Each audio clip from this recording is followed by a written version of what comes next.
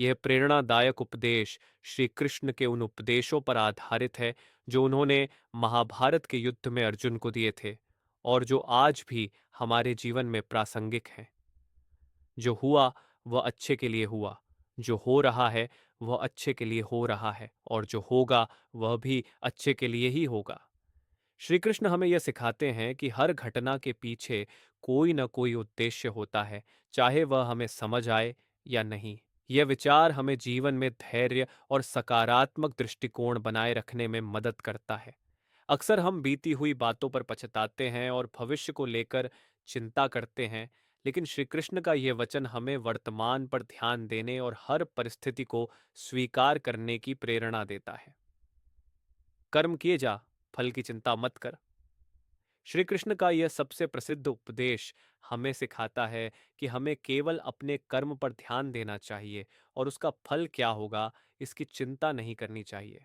जब हम फल की चिंता में उलझ जाते हैं तो हमारा ध्यान बंट जाता है और हम अपने कार्य को पूरी लगन से नहीं कर पाते।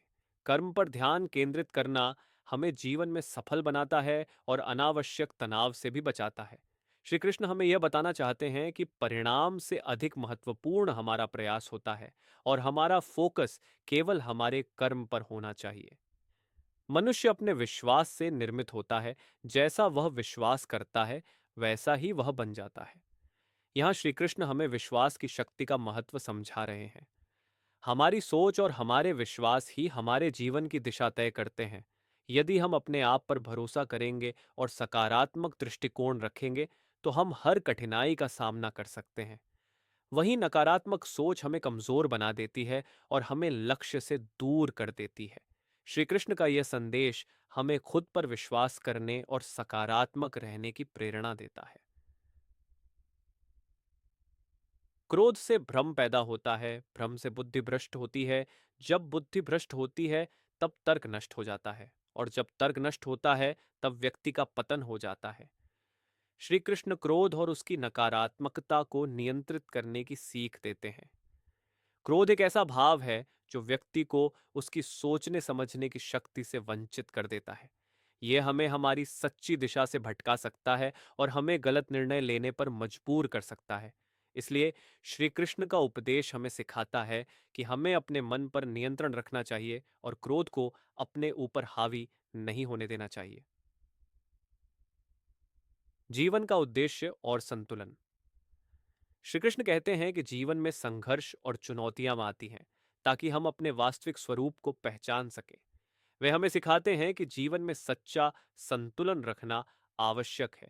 एक अच्छा जीवन वही है जिसमें व्यक्ति अपने कर्तव्यों का पालन करते हुए अपने मन को शांत और विचारों को स्पष्ट रखता है। श्री कृष्ण का उपदेश हमें यह भी बताता है कि हमें न तो अत्यधिक मोह में पड़ना चाहिए और न ही अत्यधिक क्रोध में।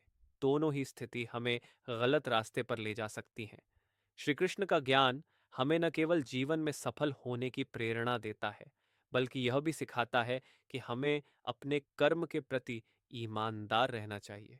इस तरह के प्रेरणादायक उपदेश हमें धैर्य, संतुलन और सच्चाई के मार्ग पर चलने की सीख देते हैं, जो कि एक सच्चे और सार्थक जीवन की दिशा